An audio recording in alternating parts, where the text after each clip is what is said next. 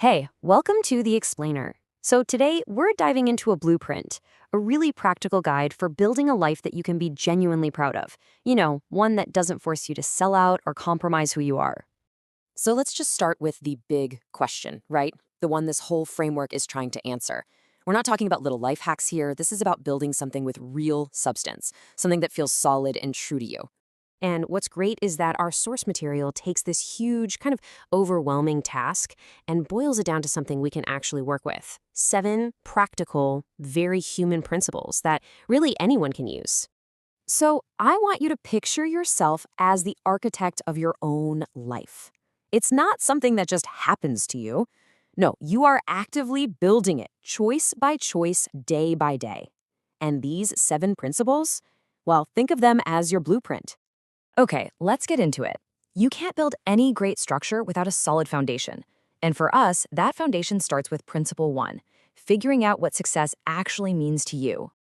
It's so easy to get caught up chasing somebody else's idea of success, right? The money, the title, the followers. But this approach says, hold on. True success is internal. As you can see, it's about these 4 things: who you want to be, the relationships you want to have, the impact you want to make, and the values you just won't bend on. When your goals line up with these, making the right choice becomes, well, a whole lot easier. All right, with success defined, the next part of our foundation is building a moral compass you can actually trust when things get tricky. The goal isn't perfection, it's just having a reliable sense of direction. So the first test for that compass is just simple, powerful empathy. It's all about putting yourself in the other person's shoes and asking that really basic question: would I want this done to me? Honestly, it's an immediate gut check that cuts through so much noise. The second test kind of forces you to zoom out from the heat of the moment. It's the long-term test. You ask yourself 10 years from now, will I be proud I made this decision? This little question connects what you're doing right now to the person you're trying to become. And the final one is the transparency test. Just ask yourself this: how would I feel if this decision was on the front page of the news? It's a simple mental trick, but man, it is so good at stopping you from making those questionable choices you think nobody will see.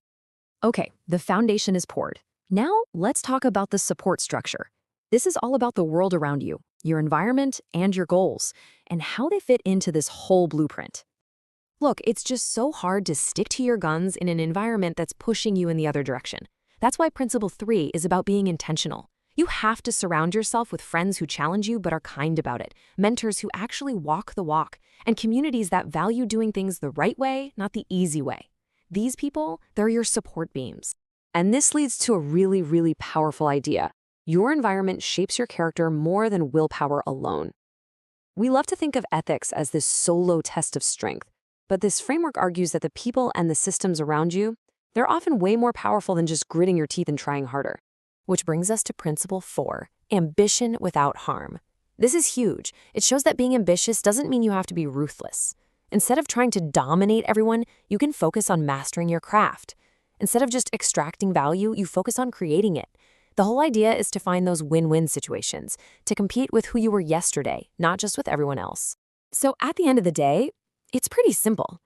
Any success that's built on hurting other people, it's just fragile. It's built on a shaky foundation. But success that comes from genuinely contributing something of value, that's the kind of structure that's built to last. Okay, so we've looked at the foundation and the external supports. Now it's time to turn inward and focus on the interior design of our ethical house. The work that happens inside our own minds. Principle 5 is all about self-awareness and a little bit of humility. See, most ethical slips don't start with some big, bad decision. They start small, with these unexamined choices. We have to get good at catching ourselves when we're acting out of fear, or when our ego is running the show. Or, and this is a big one, when we start telling ourselves stories to justify something we know deep down is wrong. And that self-awareness leads directly to Principle 6, which is a really fundamental shift in thinking. It says it's not enough to just passively avoid doing bad things. Look at the shift here. It's about going from just not lying to actively practicing honesty, from not stealing to being generous. It's a move from a negative "don't do this" to a positive, active "do this." And finally, let's be realistic. No structure is perfect. Cracks are going to show up. Mistakes are absolutely going to happen. So any good blueprint has to have a plan for maintenance and repair. And that's why Principle 7 is all about how you handle mistakes, because you will make them. An ethical life isn't about being perfect. It's about the repair process. And this slide lays out the 4 steps. First, you just take responsibility. No excuses. Second, you apologize, and you mean it. Third, you actually learn from what happened so you don't do it again. And finally, wherever you can, you make amends. That's how you fix the cracks and make the whole structure stronger. So there you have it, the whole blueprint. But remember, it's a guide, not some rigid set of rules. It gives us the plans, it gives us the tools, but at the end of the day, we're the ones who have to do the building. And that leaves us with one last really powerful question to ask ourselves.